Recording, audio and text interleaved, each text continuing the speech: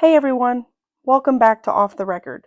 I'm Amy, and today we're heading back to August 1969 for one of the most legendary music festivals of all time, Woodstock. When you hear Woodstock, you probably picture massive crowds, tie-dye shirts, peace signs, muddy fields, and unforgettable performances. But what actually happened during those 3 days? How did a planned crowd of 50,000 turn into nearly 500,000 people? And why are we still talking about it more than 50 years later? Let's rewind. Officially known as Woodstock, the festival took place August 15th through the 18th of 1969 in Bethel, New York, on a dairy farm. It was promoted as an Aquarian exposition, 3 days of peace and music. And peace and music are exactly what it became, though not without chaos. The event was originally supposed to be held in Woodstock, New York, but after permit issues, organizers scrambled and secured a farm just weeks before the show. And then everything exploded. Organizers expected around 50,000 attendees. Instead, nearly 500,000 people showed up. Traffic was so backed up that performers had to be flown in by helicopter. Fences were knocked down. The festival became free because there was no way to control ticketing anymore. There were food shortages, medical emergencies, constant rain, and there was mud everywhere. And yet, despite the overwhelming crowd, there was remarkably little violence. It became a defining moment of the 1960s counterculture movement. The lineup was legendary. Some of the most influential artists of the era took the stage. People like Jimi Hendrix, Janis Joplin, The Who, Santana, Crosby, Stills, Nash and Young, and Jefferson Airplane.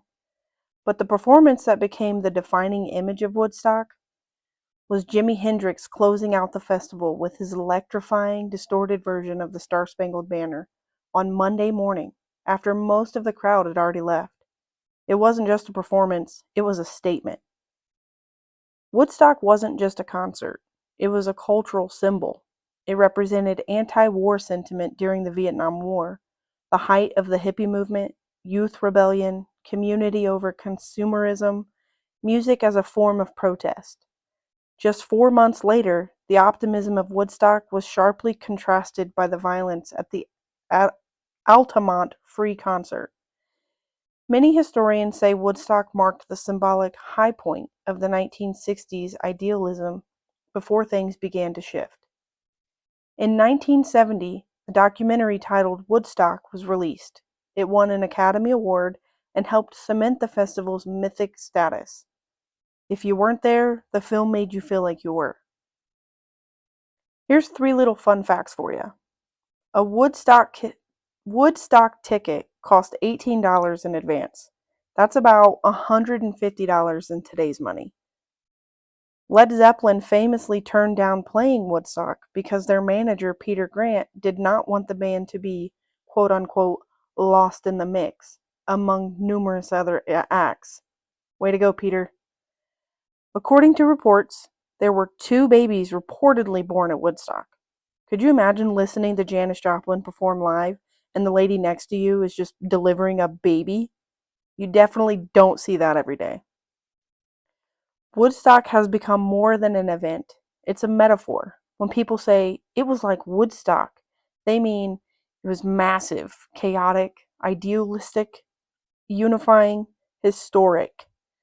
There have been anniversary attempts. Woodstock 94, Woodstock 99, but none captured the same spirit.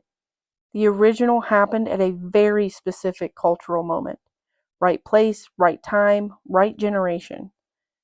Fast forward 30 years, in 1999, organizers attempted to revive the brand with Woodstock 99. Instead of a peaceful dairy farm, it was held on a former Air Force base in Rome, New York, on hot asphalt, surrounded by fences. Temperatures soared over 100 degrees. Water was reportedly sold for around $4 a bottle, and that's the equivalent of about $7 to $8 a bottle today.